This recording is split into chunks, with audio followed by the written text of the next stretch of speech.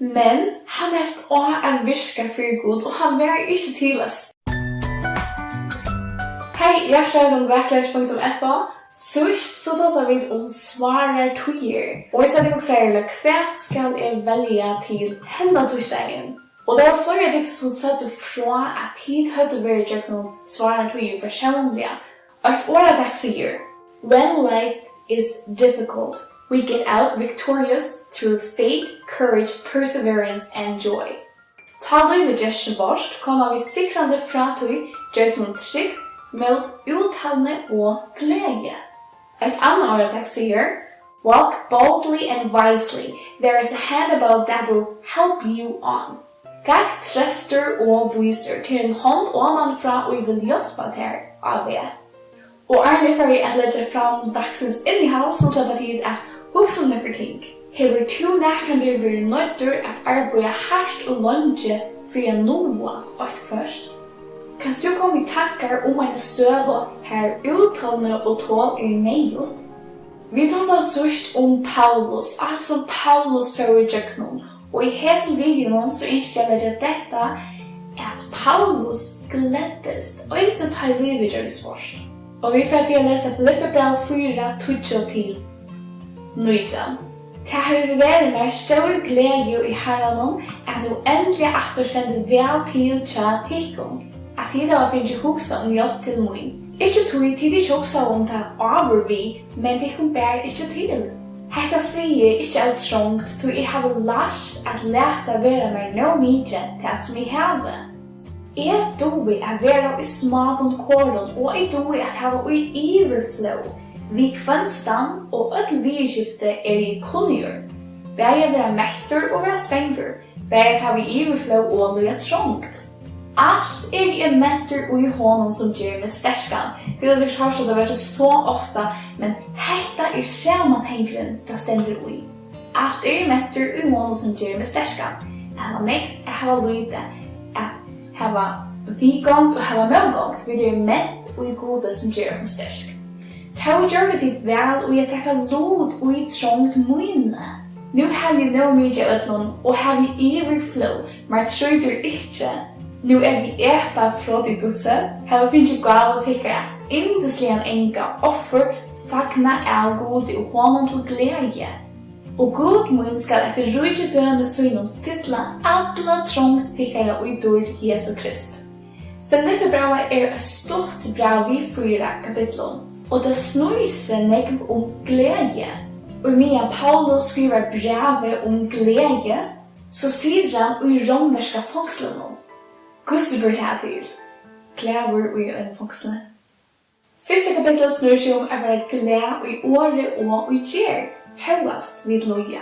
Kvart har vi missa föräldrar. Kvart har vi vinnaband för sår. Kvart har en familjelimmer särer okkom. Eller samkomman särer okkom. Och vi kan spela, är det en gång sånt att löjda till glädje i slugon sorgar tujum? Lägg till mestes. Paulus ber okkom inte vara glad av svárum tujum. Men han ber okkom glädjas högast svarar tujum. Paulus kallar okkom inte insta. Okkom svarar tujum och omstöver och pojna. Men han kallar okkom att sikra ui goda, ui ötlån omstånd, ui svaren tujum och ui pojna. Paulus var mävren som var stojnaver och bogar och flöjre färder. Och han löj att pojna fotlare likande sjuka. Och jag nämnde flöjre att Paulus är löjningen och i undanfarna video. Och det kan öjmända det kan löta om hur Paulus man har sett ut av slangebit och arr. Och förstått med den mannen som är så tröttur och tänkter av byrå och hos allt detta, så ser man att en av honom lyser av vån och han smiles till han och Jesus. Så lös för tickon, det kan för att nek för svarar höjer som kommer vara gåvar orsöker för att stäcka. Men hvis du virkelig har et brennende ønske om at han er god, så er det ikke nok til å stekke deg om og at han er hånd. Paulus helt også at virka, og han var ikke til å stekke. Han var kort i fongsel, han var bogaver, han var sjuk og likende øyne. Men det var ikke nok til å stekke Paulus. Det han er et brennende ønske om at mennesker måtte komme og kjenne Jesus og kjenne sannleggarna i Bibeln, så vi kan se att Paulus var en glädjes mycket människor. Och vi kan spela med hur gläddes Paulus. Han gläddes i vad Jesus har gjort för honom. Han gläddes fällastryckande. Vi läser det flera för i breven och i hesum att han gläddes fällastryckande. Paulus gläddes kalafir framman. Han gläddes att komma till himmels. Men Paulus gläddes också att tjäna Jesus här av jorden. Alltså ett skriftbrott som är inte till full skilje, men som är inte kommer skilja till vers hur apostlarna gläddes.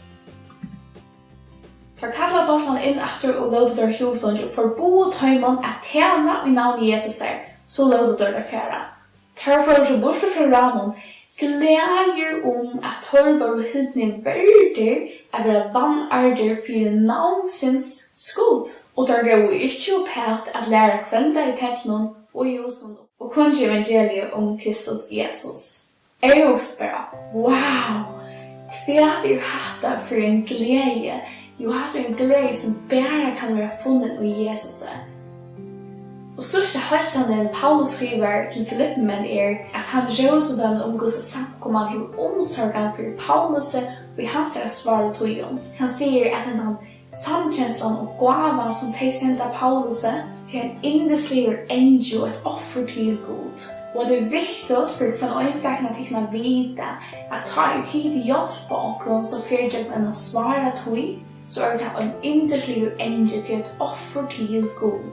Så hvis de kjenner meg som fyrtjøk kunne svare at hun tar ikke deg og gjør det som de kunne og mest av ødelen bie fyrtøym og bie sammen vettøym det en indeslig engel til å være et offer til Gud. Og jeg får nevne at fyrtjøk som jeg studerer meg ikke, Gud lover ikke at jeg bort og troløyere. Han lover ikke at han unga de kommer svare til dere. Men det noen løfter som Gud hever givet dere. Det første at han vil lova at gjøre oss styrke. Han lover at trøste oss. Han lover at gjøre oss en utve. Han lover at bruke oss svaretøyer at gjøre oss sterkere. Han bruker oss svaretøyer at røyne oss trygge og gjøre oss tål. Og han bruker oss svaretøyer at dyrmete se. Livet kan sannelig gjøres svårt. Men enda tar vi loja, tar vi för att svara till så kunde vi stanna stark. Och vi kunde hjälpa öron att göra det samma. Och så har några ting som de kan göra. Och det första att de kan göra det låter av en ting som spurningar. Först spurningen hur fann Paulus och apostlarna glädje högast svara till. Så kan se det efter versen som kommer fram av skärmen. Kanske de kan göra det i kontakter om det skulle vara ner. Så är det spurningar. Kanst du utvinna vojklöken och sjuka finna glädje högast svarar till det här möjligt i röver. Jag tycker jag det mer tankar om det. Skrivspårningar gosse kanst du högast finna vojklökar och sjukor sätta god högt. Eller du med det god eller för det här människor gosse fantastiskt han gosse kunde vi göra det ta i vidare vojk och sjuk. Och så det den sista spårningen gosse kanst du hjälpa någon öron som vojker, sjuker, eller fyrtjäcken under svara tog. Det är något uppskott. Och hvis tid har man något husgått så är det välkomna att kommentera och dela till era tankar under. Så lös att vi alltid kunde få inspiration för en öron. Och så mot ända så har vi skrivit en bön. Tack för Herre att du visar till en styrke och i åkara vojklögon. Herre, jag lovet här att bruka mina vojklökar och visa tvina styrke.